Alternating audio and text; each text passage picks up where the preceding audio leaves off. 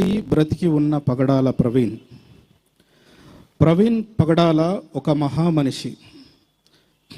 క్రైస్తవ లోకానికి దేవుడిచ్చిన అరుదైన ఆణిముత్యం పగడం.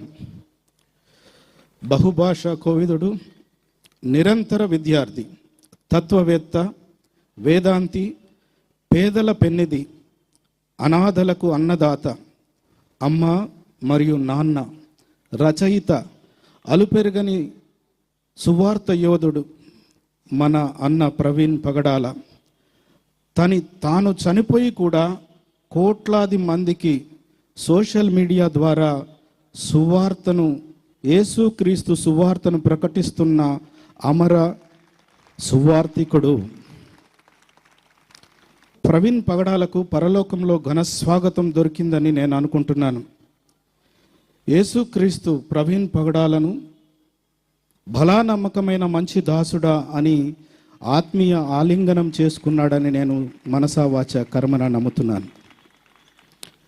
చిన్నపిల్లల్లో చిన్నపిల్లాడిలా, పెద్దోడితో పెద్దాడిలా, జ్ఞానులతో జ్ఞానిగా ఎంతో ఎత్తుకు ఎదిగిన ప్రవీణ్ పగడాల ఒదిగి ఉండడం అలవర్చుకున్నాడు.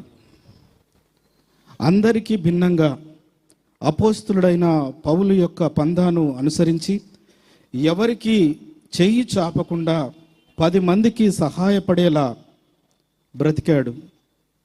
అంతేకాదు, చాలామందికి బ్రతుకునిచ్చాడు. ప్రవీణ్ పగడాల మరణం అనుమానాస్పదం. పోలీస్ ఇచ్చిన రిపోర్టు క్రైస్తవ విశ్వాసులను, పెద్దలను కలవరపరిచింది. దాని గురించి పెద్దగా మాట్లాడదలుచుకోలేదు, కొన్ని ఎక్కువగా రాసుకున్నాను. అది కట్ చేస్తే, జరిగిన సంఘటన ఉన్నట్టుగా వివరించడానికి ప్రభుత్వం కూడా ధైర్యం చేయలేదని నేను అనుకుంటా ఉన్నాను.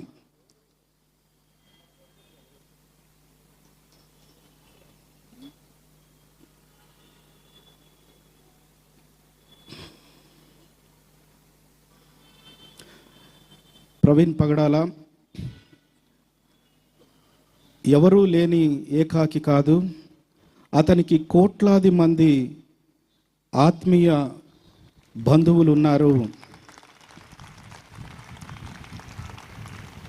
వారు అభిమానులు కాదు అని నేను అనుకుంటున్నాను.